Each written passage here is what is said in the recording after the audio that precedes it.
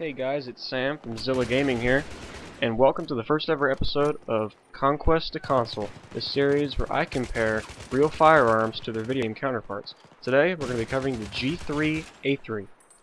The G3 is a 7.62mm battle rifle developed in the 1950s by the German armament manufacturer Heckler & Koch, in collaboration with a Spanish state-owned design and a similar rifle called the CETME, or CETME.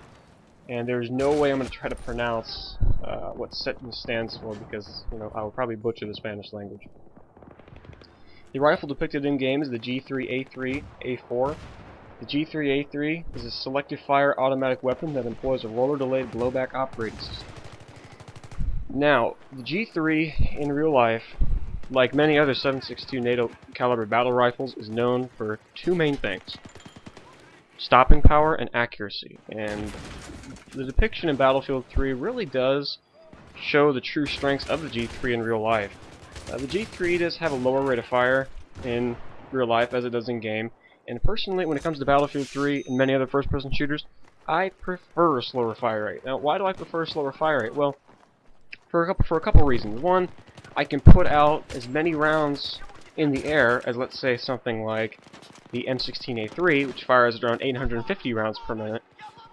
But at least with a slower fire rate weapon, I can keep the same amount of lead in the air for a longer period of time due to the slower fire rate. Excuse me.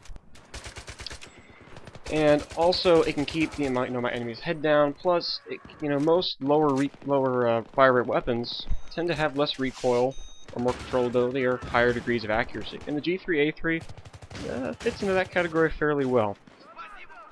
In-game, the G3A3 sports a high damage with probably the lowest fire rate of any assault rifle in the game, at a maximum fire rate of 550 rounds per minute. It is by far the slowest firing assault rifle in the game. But with that said, it has the highest damage of any rifle or weapon in the assault class, not including shotguns. The G3A3 depicted in this game, dude, it just, I think DICE just used, they just really made the G3 awesome. I mean, the G3 is such a beast. And unfortunately, it is the last weapon you unlock in co-op. You can't just unlock this the same way you would in any other multiplayer experience where you just have to level up to a certain degree. No, it actually requires you to play through all the co-op missions and play through the co-op missions several times before you can actually get enough points to unlock the G3A3. And really, that was a pain in the butt to really go through all those co-op missions, because co-op, it's not really my thing. I understand some people like it, but I really don't. But when I finally unlocked this rifle, I was really surprised, like right off the bat. The damage of this thing totally impressed me. I mean, I'm just blowing away enemies, even at close range sometimes, just within a few shots. Especially if somebody's already taken some damage. Like, let's say if he's around to 50% health, because he got hit by a sniper or a guy with a shotgun, whatever. And I just put like maybe 2 rounds into the guy, he's already dead. And really, that's just incredible. And you can see throughout, the gameplay shown here, that I get into a few close quarter situations with the G3A3, and even when the guy starts firing before me, I'm still able to get the drop on him and win the gunfight because of my higher damage.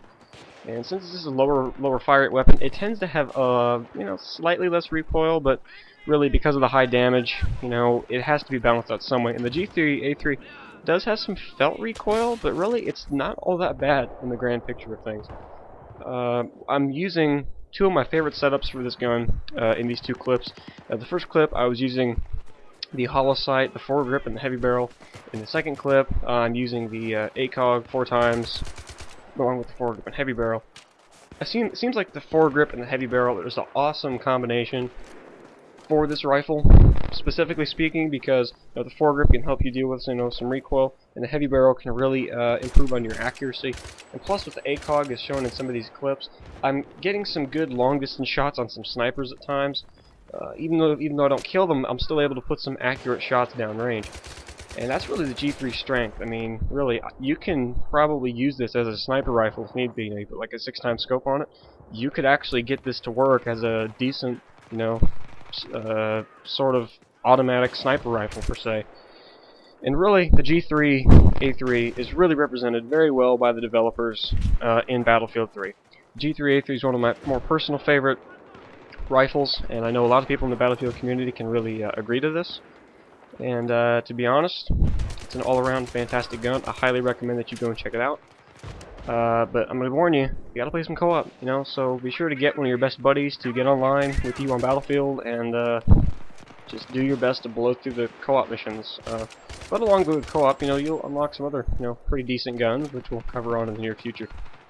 Alright guys, this has been Sam from Zilla Gaming. I'm going to sign out, and you guys can enjoy the rest of this pretty sweet gameplay on Caspian Border on Team Deathmatch. As always, it's been a pleasure, and I'll catch you guys later.